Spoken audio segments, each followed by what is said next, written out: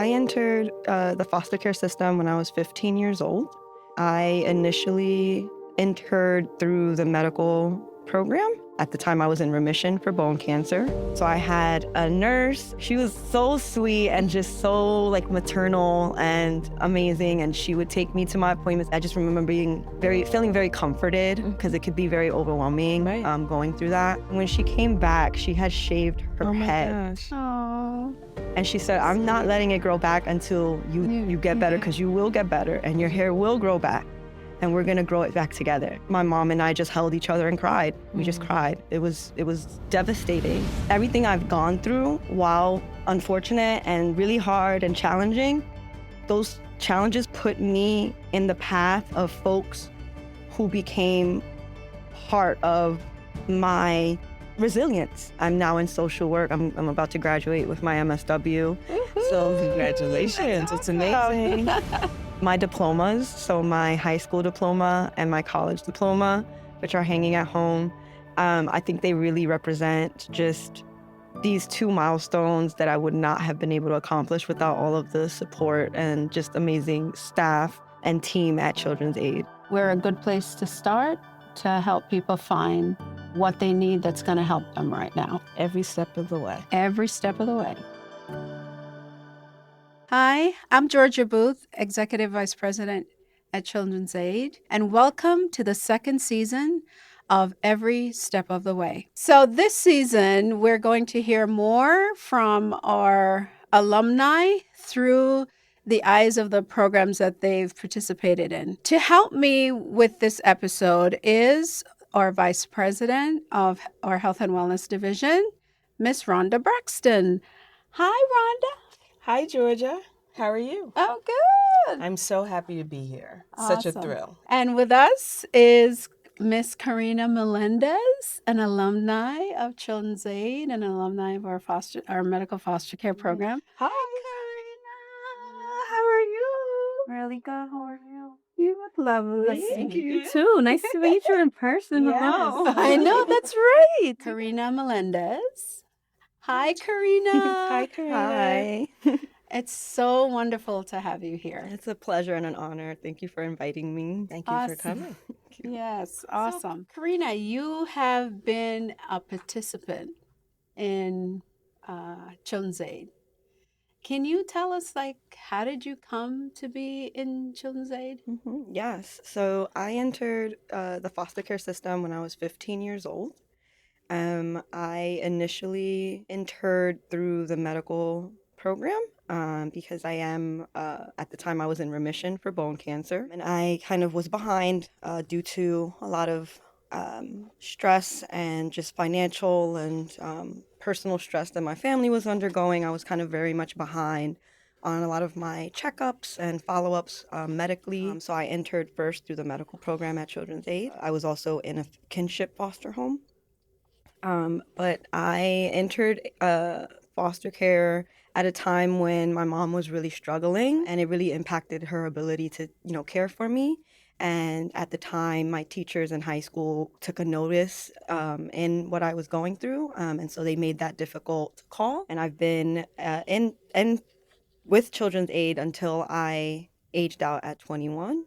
I guess we can talk about that later. But through all of the support that I've gotten, I've just been able to really accomplish so many milestones, including graduating high school, first in my family, graduating college, Columbia University, and actually securing housing after I graduated college. So I'm honestly so grateful for everything. That's amazing. Yeah.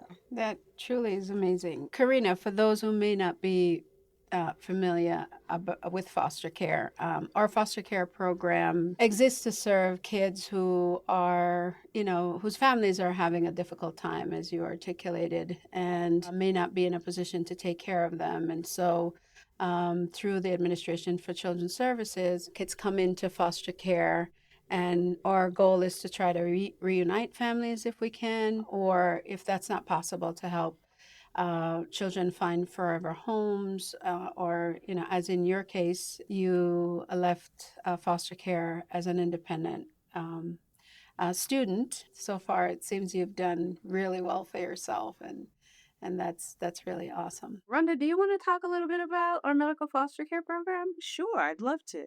So, our medical foster care program is very unique in New York City. We're one of a few agencies that are fortunate enough to have it and to offer this to our young people.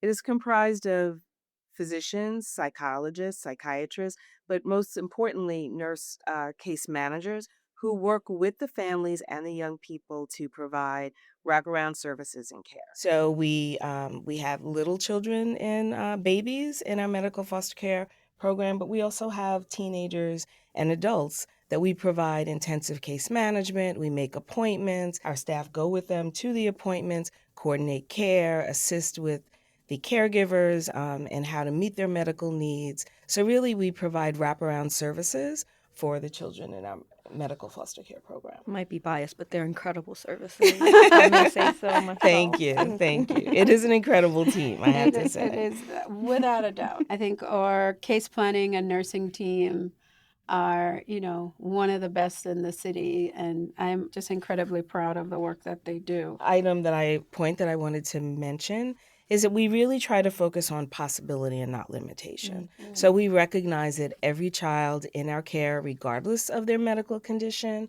has the ability to succeed and thrive. So we provide those support services in navigating the healthcare system. Even for people who know the healthcare system, it's really hard to navigate.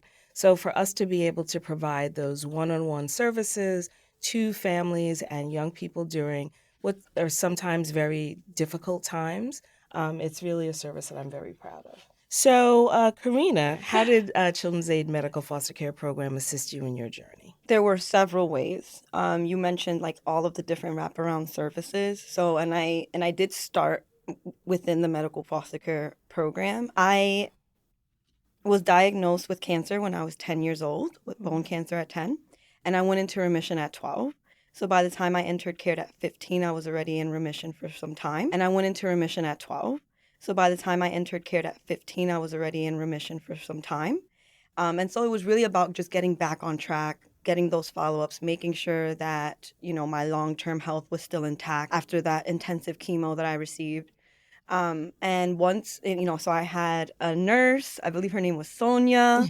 She took me to she was so sweet and just so like maternal and amazing. And she would take me to my appointments, and they were all day appointments. Like we were in there from morning to evening because they would just try to get all of the tests done, at once. And so she accompanied me and, kept me company. And it was just I just remember feeling very comforted because it could be very overwhelming going through that. Things were back on track, and my doctors confirmed that I was okay health-wise.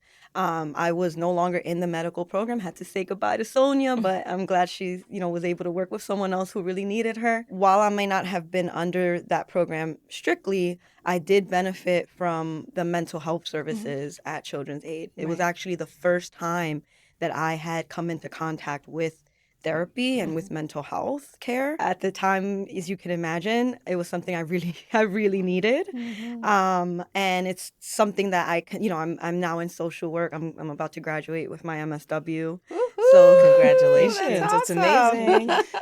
So it's something that I've carried with me. The skills that I learned, what I learned about myself and how to manage what I was going through really helped me at that time, and also just, subsequent to that, everything that I went through after. So, and it, inspired me to go into a mental health and into the social work field. So the medical foster care program has impacted me in so many ways that I can't say thank you enough for, really. I'm so happy to hear that. Yeah. Not to have you rehash the whole history, but what was it like at that age, given everything that was happening, in your family, to get that diagnosis? And I feel like there was the before and the after. It's like COVID, you have before COVID, after COVID. And I'll be honest, I remember very little about my childhood before getting diagnosed. I do remember, obviously having way more mobility in my leg. It was pretty devastating. I had like an injury on my leg that just was not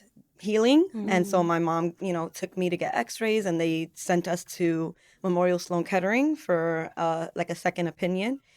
And I remember the day, seeing on the door Cancer Center Wow. and just being very like curious, like, why am I here? Mhm. That's not me. I didn't think of anything of it. I was still kind of like, whatever, we're at the doctor. But I remember at the end of that day, we were in a room and the doctor told us, and she left me and my mom alone. And I was sitting on a little spinny chair because I wanted to spin around on it while we waited. My mom and I just held each other and cried. We just cried. It was devastating. At the same time, I was so fortunate because my mom was my everything. My mom sacrificed so much to put her all into taking care of me. And it was, I'm sure it was, I still, when I reflect on that, I think about how that, I think, started sort of a domino effect that led to, 4 or 5 years later, the need to enter foster care, right? Because the financial burden, the stress, the challenges that, you know, that the person goes through who has cancer, but also their support system. My mom went through a lot of difficulties. She was there 24/7. She made her entire life and existence about me getting better. And I think once we got out of that, things did start to kind of fall apart for us. We ended up needing to enter into the shelter system. It was just a very difficult and stressful time for my mother. And she coped with it in the best ways that she could, which unfortunately, wasn't the healthiest ways. And it did impact me.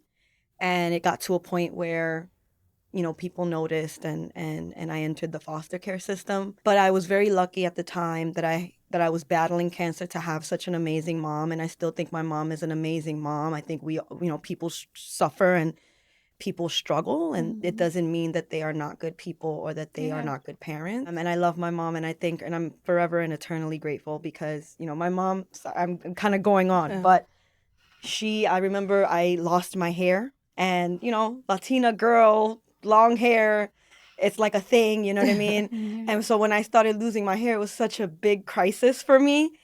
My mom, I remember I was getting, we came in for a round of chemo, and she said, I'm going to be right back in a couple hours, just chill out here, I'll be back.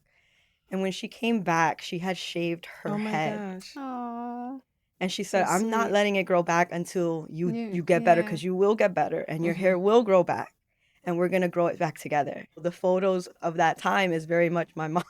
My mom with her shaved head, me with my little, they would call me kiwi head because I had little fuzzies. And for sure, she did not let it grow back until my hair was growing back. That was the kind of mom that my mom was. She was 100% invested, mind, body, soul, in my healing. And so I'm really grateful to her for getting me through that time. I imagine it was really difficult dealing with the major illness and life changes. What was there one that was harder for you than the other, or? I think the hardest thing for me was the way that it impacted, that everything that I had gone through impacted my relationship with my mom. Because she was truly my rock. Right. She was truly like, even when we were in the homeless shelter, we were in a bunk bed together. Like, I had my mom. And she always sacrificed for me. As I entered foster care all the way up, just until a couple years ago, honestly, we had a very strained relationship.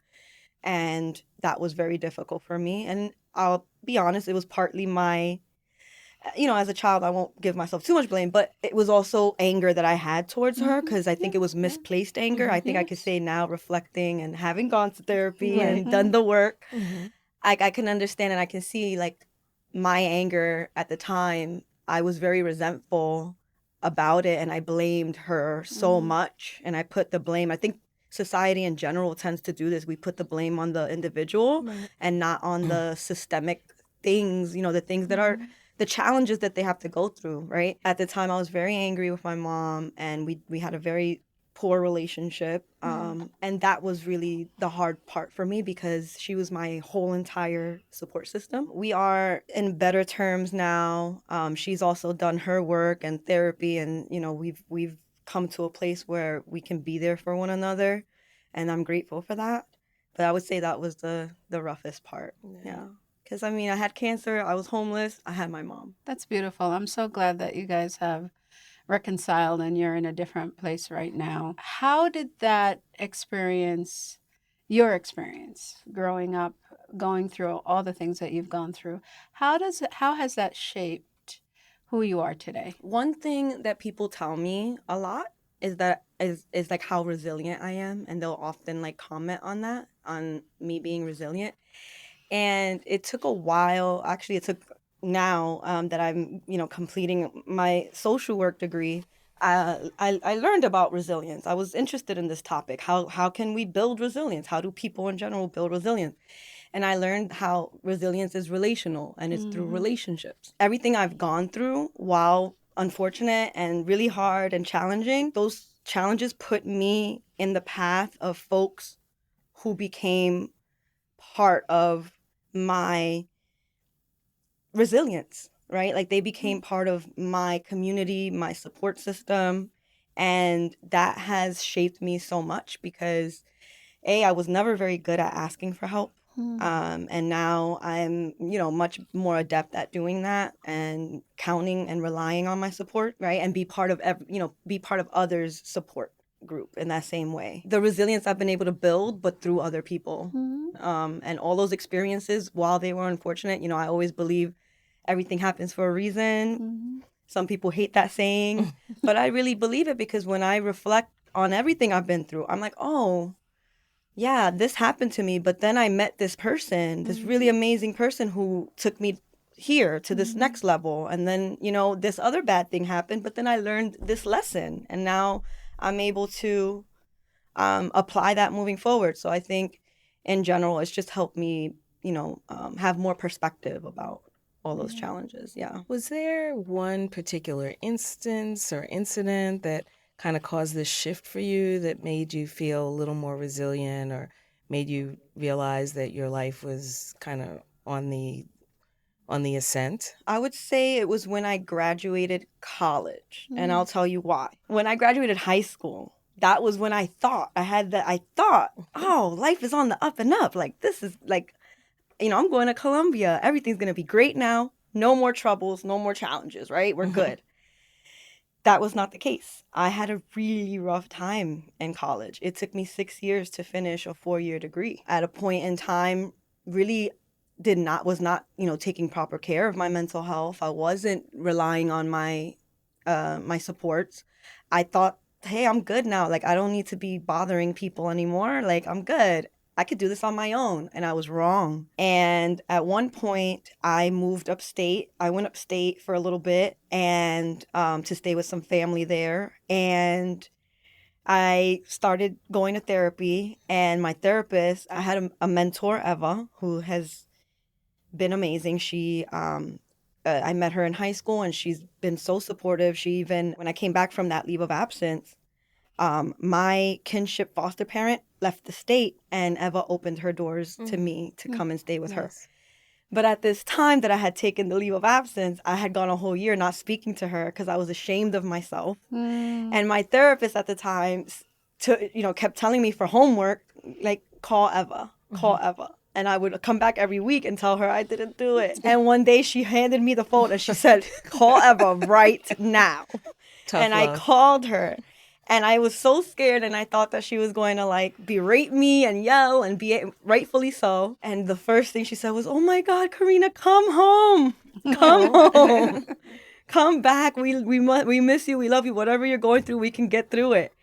And I did. I ended up coming back to Columbia. I was this close to transferring out because I really thought that I wasn't cut out for it. I wasn't cut out for the Ivies or whatever. I got accepted to a small college upstate, but after that phone call, I went back home and I enrolled back into school at Columbia. And that first semester, I ended up on the dean's list. Wow. And I met my community. I started living in what they call a special interest community. So I kind of found my people. Yes. And, I met friends that I still am in touch with to this day. And things just kind of really turned around. When I graduated, I think that was the moment where, like, we thought we had it together. We still had some things to work out. But now I feel like I'm in a place where anything is, like, I can really take on anything. as long as I don't run away from Right. my people, right? I've taken that with me, and I still, I feel like things have gotten much better. Like, life is not perfect. You're gonna have things come up here and there, but I feel that my resilience is that much stronger because of that experience that I had. When you were in college at Children's Aid, I think maybe we had about 10 or 12 kids in college. Today we have 60 kids in college, That's incredible. many of whom are doing great, but many of whom are also struggling. What message would you give those young people, knowing that many of them are having some version of your story when you were in college? What would you want to say to them as they're struggling to find their own sense of resilience? That it's okay not to be perfect. I would want to tell them that they are doing amazing right now. And there's so much pressure, especially when you're in a situation like these kids are in right now, in terms of like, being in foster care, going to college. There's this pressure to be perfect, to need to succeed. Like you need to, or else, there's that or else in the back of your head. And I would just want to tell them that they are doing so amazing. Just the fact that they're even in college is such an amazing accomplishment that I think folks sometimes they overlook. I remember we did the success luncheon. There was like a luncheon that Children's Aid does every year for the kids in college. And I talked to some kids and I was telling them, like, and I asked everyone in the room, who thinks that they're a success? Who thinks they're successful? And nobody raised their hand. And then I, talk to them about like what I think success means. And success to me is you're able to be in a place in your life where you can turn around and help someone else behind you. Just by being in that room, being college kids. Think of all the young people who are aspiring to go to college, then now you can turn back and share your experience and tell them that they can do it because you did it. That's success. And when I asked the same question at the end of my speech, I had a few more, not everybody, but I had a few more hands. And so I would want to just pass that message along of like, what you're doing right now is so hard and so difficult, and you should be proud of yourself. And progress, not perfection. I think that was one thing in my head. I thought I had to be perfect. If I wasn't perfect, if I didn't get straight A's, then it was not worth it. But that's not true. And absolutely to lean on your people, find your people, and then don't be afraid to lean on them. Because I think another thing that I know I struggled with was asking for help. I thought I had to do everything on my own. When I was young, there was always that, don't let folks into our business. Don't air out your dirty laundry. They don't need to be in your business. No, it's not about that, right? Like, it's okay to find people who are safe, who are supportive, and who can help you because nobody does it alone. That was another thing I learned. Even the kids who were expected to go to Ivies because maybe their parents went to Ivies, I would look at them and they were getting plenty of help and support, right? So why not us? We deserve that too. That is so beautiful. This message of reaching back, help folks to see a path forward, because you're absolutely right. Like so many kids in foster care, they've been through so much up to this point. They can see the light at the end of the tunnel, but the path from here to there just feels like it's so far. And they're not always sure that they can make the next step or, climb the next mountain. But they do every day just by, as you said, by doing the things that they're doing every day and working through the difficulty of it, right? That is life, right? That is just life. It's life for you. It's life for me. It's life for everybody. The path is not always smooth. There are going to be, small rocks, big boulders, huge walls. You have to, try to get around and get through and walk over. But the most important thing is like you don't ever stop, right? You keep going, right? Even when you can't see what's ahead, like you keep going. And you're such an incredible example of, not just what resilience look like, but this concept of no matter what, you keep going. Right. And look at where you are right now. And I want to say thank you. You may not know is that Karina not just has a job and is going to school, and she finds time to come back and go to lunches with our college nice. student and our high school students. And she wants teachers in the public school system to understand what it's like to have a child in their classroom who's in foster care. So she goes with Dr. Triplett and the head of our education program and other staff in foster care and prevention to help administrators understand. So thank you for being just such an incredible example of what it means to give back and to have that as a purpose in your life. It's truly beautiful. Thank you. I also thought about with your story how it really does take a village, right? And I think Children's Aid and our medical foster care team really provided that village for you until you were able to realize that everyone needs a village, and then to also find your own village, whether it was with, reconnection or connection with your family, your friends, your teachers, finding your village at Columbia eventually, and that's when, I think there was a little pivotal point there for you. And you're providing that village for other foster care children at Children's Aid. So I selfishly hope that a little bit our medical foster care team, child welfare team helped with creating that village for you, and then you took that forward. And I'm very incredibly proud of all that you've been able to do, and hope that we continue to instill that sense of passion and courage and progress to all of the young people that we serve. Yeah. So Karina, did you happen to bring an object with you that represents your time with Children's Aid or makes you think of us? Actually was not able to bring something today because they're hanging up on my wall right now and I didn't want to bring them down. I'm not the handiest person. But my diplomas, so my high school diploma and my college diploma, which are hanging at home, I think they really represent just these two milestones that I would not have been able to accomplish without all of the support and just amazing staff and team at Children's Aid. So yeah, thank you. Thank you. Thank you for bringing. Rhonda, what did you bring as your symbol? Well, I happen to have it right here. It's this wooden block that has a picture of Sojourner Truth, and it says, "Truth is powerful and it prevails." This was actually a gift from one of my colleagues at Children's Aid, and I keep it in my office. It reminds me of the power that we all have from within and the services that we're able to provide to young people in order for them to feel empowered. And Georgia, what did you bring?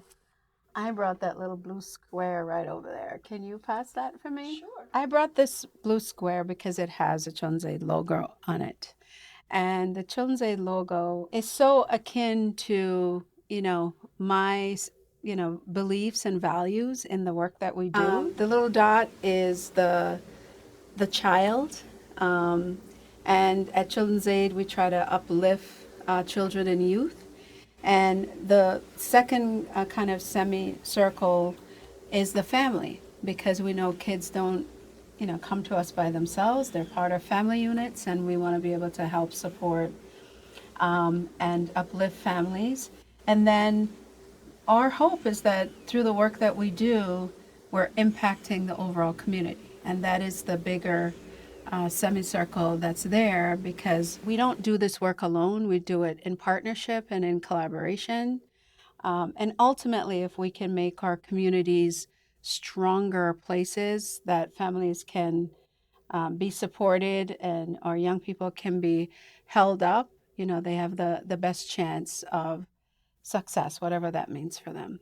Karina's story to me is typical of a lot of the children and youth that we see in the child welfare division, and I'm sure that you see whose families are struggling with lots of things, including the impact of, a serious health diagnosis, right? I wonder how many young people are out there right now who are struggling with medical issues, mental health issues, economic issues, the challenge that they and their parents are experiencing right now. Unfortunately, I think Karina's story about the need for support services is not unique in this city. We are very fortunate to be able to provide services for the community. I hope that as more people hear about Children's Aid and Karina's story and the services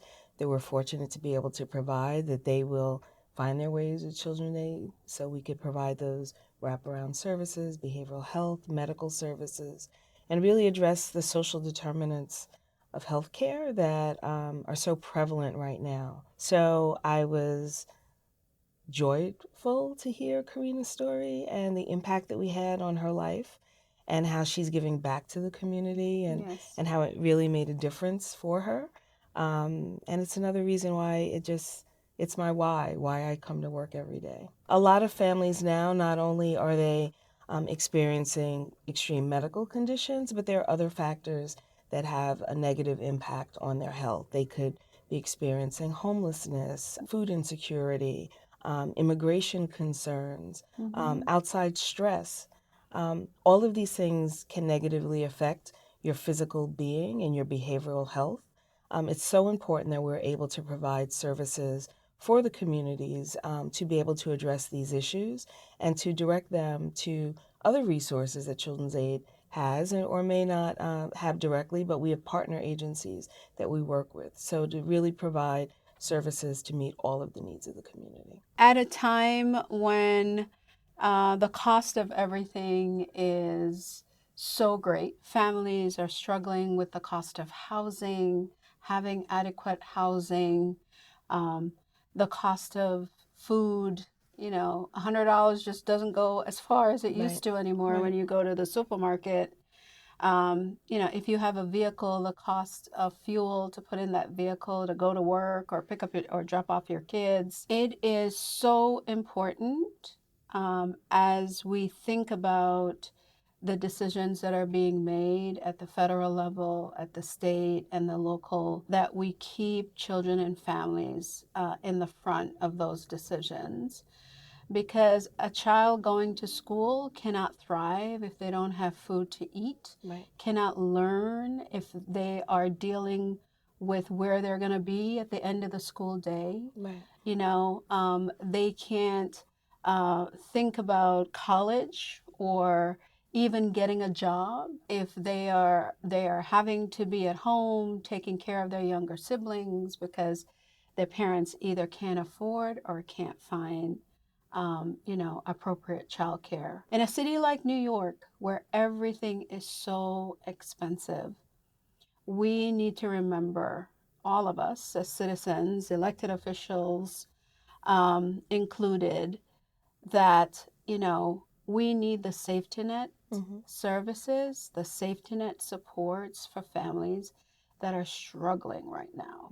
And as our economic conditions continue to change, we hope for the better, but right now people are struggling. And we need to make sure that we're putting those safety net services in place so people don't fall through the net. Because we know what happens when kids fall through the net, right? We know what happens to families. Kids end up in foster care. Young people end up in jail. The warm months are coming. If we don't have things for our young people to do, a way for them to earn a living, that it won't be good. I want to implore all of us out there to, think about our neighbors, think about the kids on the street, think about the folks who live on our block who may be struggling right now. Help them to know that places like Children's Aid exist where they can come and get support. We don't have all the answers. We can't necessarily meet everybody's needs, but we're a good place to start to help people find what they need that's going to help them right now. Every step of the way. Every step of the way. Karina, thank you so much for joining us. It was such a pleasure to meet you, to hear about your journey and your success. We wish you all the best in your upcoming graduation. We'd love to have you back at Children's Aid at some point in the future as part of our team. But thank you so much. Thank you, Rhonda. Thank you so much for having me. It was really such a great time talking to you all. So thank you so much. Thank you for sharing your story. Appreciate it. On the next episode of Every Step of the Way, we'll be exploring our community schools. They aren't just a place for learning. It's an environment that supports the whole child. Thank you for joining us for this episode of Every Step of the Way. We look forward to seeing you in our next episode.